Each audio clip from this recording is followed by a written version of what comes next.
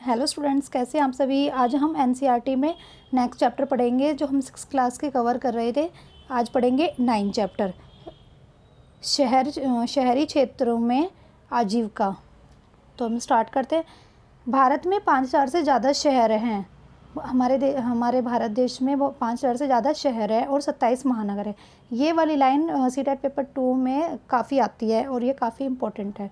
और इसमें main states हैं शहर हैं चेन्नई, मुंबई, कोलकाता और दिल्ली।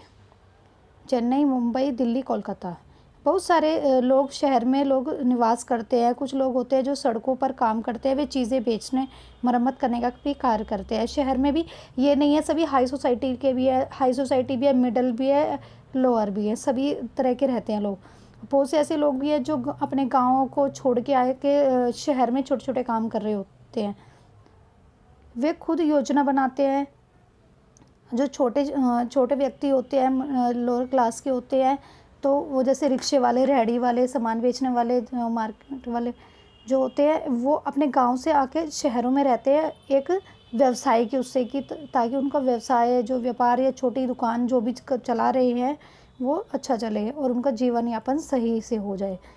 वे खुद योजना बनाते हैं और उन्हें कितना माल खरीदना है या कहाँ से खरीदना है। उनकी दुकानें अस्थायी होती हैं और कहाँ से खरीदना है, कहाँ से बेचना है, ये उन्हीं के ऊपर ही होता है। यानी जो व्यक्ति शहर में आके व्यापार कर रहा है या अस्थायी रूप से कोई भी कार्य कर रहा है, रेहड़ी वाला दुकानदार हो गया, रिक्शे वाला, सभी ये अस्थायी होता है। इनका कोई व्यवसाय फिक्स नहीं होता है।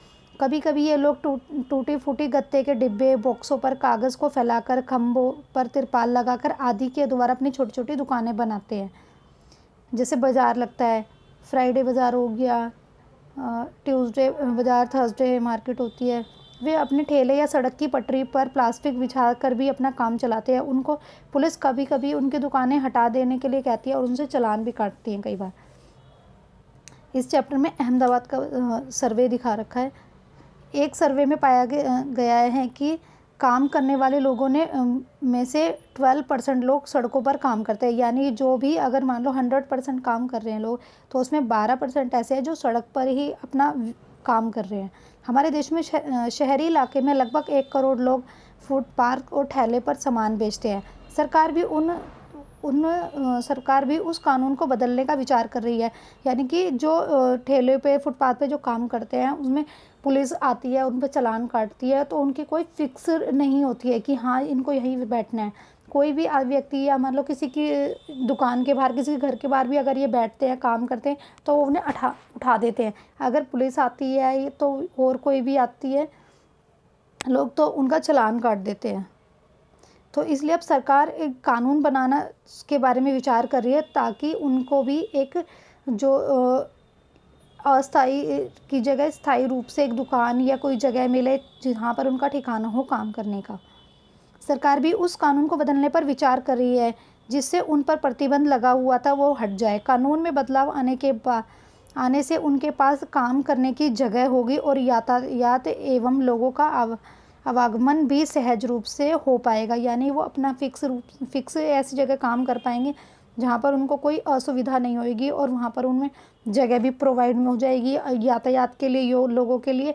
ये नहीं है कि जैसे कोई मार्केट हो, जैसे सीपी है, कनॉट प्लेस है, वहाँ पर भी बीच में भी बैठ जाते हैं। छोटी छोटी मार्केट होती है, छोटी छोटी दुकानें होती हैं, बीच सड़क पे भी लगी होती हैं, जिसके कारण यातायात में भी प्रॉब्लम आती है लोगों को आने जाने में भी। तो इसलिए मतलब इनको फिक्स शॉप के लिए या काम करने के लिए फिक्स तरह से इनको कानून लाया जाएगा सरकार के द्वारा। लेबर चौक किसे कहा जाता है? दिहाड़ी मजदूर या मिस्त्री अपने औजारों के साथ बैठकर लोगों का इंतजार करते हैं और लोग उन्हें अपना काम करवाने के लिए वहाँ से ले जाते हैं। तो ये इसे लेबर चौक कहा जाता है। एक दो नहीं, जिसमें बहुत सारे होते हैं, जैसे मजदूर हो गए, मिस्त्री हो गए, पेंट वाले हो गए। तो ये सभी इकट्ठे बैठे होते हैं, लोग इंतज़ार कर रहे होते हैं कोई आए और उनको लेके जाए और अपना काम करवाए। फिर काम फिनिश होने के बाद ये फिर उसी जगह पर जाके बैठ जाते हैं। असंगठित क्षेत्रों में काम करने वाले मजदूर, एक संगठित क्षेत्रों में होता है, एक असंगठित क्षेत्रों में होता है। असंगठित क्षेत्रों में काम करने वाले मजदूर, जिन मजदूरों का काम अनियमित रूप से है, उनको रोज़गार तभी मिलता है जब उनके मालिकों को उनकी ज़रूरत या काम ज़्यादा होता है। उनके द्वारा मालिक की शिकायत करने पर उनकी नौकरी चली जाती है, यानी उनका कोई फ़िक्स काम नहीं है। जैसे छोटी छोटी फैक्ट्रियाँ होती हैं तो उसमें सिलाई बुनाई का या प्लास्टिक का मतलब बहुत सारी चीज़ें ऐसी होती हैं जो छोटे छोटे टूल्स होते हैं या काम होते हैं, वो लोअर लेवल के लोगों से करवाए जाते हैं। जैसे कि एक कार्टून की फैक्ट्री है, कार्टून की फैक्ट्री में सिलाई के लिए, धागे के लिए और उसमें फाइबर भरवाने के लिए और कई चीज़ों के लिए कई चीज़ों से गुजरना पड़ता है, तो उनके लिए बहुत सारे लोगों को रखना पड़ता है। तो जब उनका काम जितने समय के लिए वो काम चल रहा है तो उनको रखा जाएगा, लेकिन जब जिस समय का सीज़न नहीं होगा, उस समय काम नहीं होगा, तो उनको निकाल दिया जाएगा वर्कर्स को। तो ये एक तरह से असंगठित होते हैं, इनका काम फिक्स नहीं है कि हाँ इन्हें पूरे साल भर ही काम करना है। जितने समय के लिए मालिक का काम चलेगा उतने समय के लिए ही इनको काम के लिए पर रखा जाएगा। संगठित क्षेत्रों में काम करने वाले मजदूर, संगठित क्षेत्रों में वो होते हैं, शहर में नौकरी करने वाले लोगों का काम स्थायी होता है। वे दफ्तर, विभागों, फैक्ट्रियों आदि कर्मचारियों में कार्य करते हैं। वे उसी लगातार फैक्ट्री या दफ्तर में काम करते हैं और उनका काम भी तय होता है और फिक्स होती है, जगह भी फिक्स होती है और उनका हर महीने तनख्वाह भी मिलती है और मजदूरों की तरह उन्हें निकाला नहीं जाता। जैसे बैंक में नौकरी हो गई, किसी भी फील्ड में नौकरी हो गई, टीचर की हो gई, बैंक में हो गई, ऑफिस में हो गई, अकाउंटेंट हो गए, तो इनकी एक तरह से फिक्स होती है इनकी जॉब कि हाँ हमें टाइम पे जाना है, 8 आवर हमें जाना है और उसी ऑफिस में जाना है और वो जो उनका काम है वो उसे करना है। और जो संगठित क्षेत्रों में जो काम होता है उसमें काफ़ी फैसिलिटी भी मिलती है, क्योंकि उनके टाइम पर तनख्वाह मिल जाती है, उनको बचत भी मिलती है और छुट्टी भी मिलती है और चिकित्सा की भी सुविधाएं, काफ़ी फैसिलिटी मिलती है। जो काफ़ी बड़े पोस्ट पर होती है जॉब, जिनको बड़ी जॉब ऑफ़र होती है उनको फ्लैट भी, गाड़ी भी, काफ़ी चीज़ें भी प्रोवाइड होती हैं।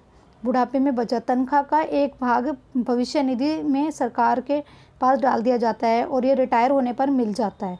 रिटायरमेंट के भी पैसे, जब गवर्नमेंट होते हैं, जॉब होती है, उसमें एक पार्ट ऐसा होता है जो उनको जो पैसे होते हैं वो फिक्स कर लिए जाते हैं और वो जो पैसे इकट्ठे हो जाते हैं वो उनको रिटायरमेंट के बाद उनको मिल जाते हैं।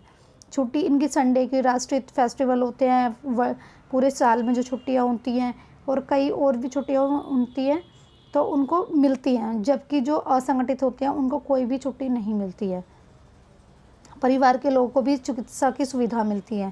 बहुत सारी कंपनियां भी हैं, प्राइवेट कंपनियां भी हैं, गवर्नमेंट ऑफिस भी हैं, जिसमें फैमिली को भी पूरी मेडिकल की फैसिलिटी होती है। कंपनी परिवारजनों के इलाज का खर्चा उठाती है, तबीयत खराब होने पर छुट्टी भी मिलती है। तो आज हमने पढ़ा शहरी क्षेत्रों में आजीविका कैसी है, किस तरह से है। तो आपको मेरी वीडियो अच्छी लगी उसको लाइक करें, शेयर करें, सब्सक्राइब करें। Thank you.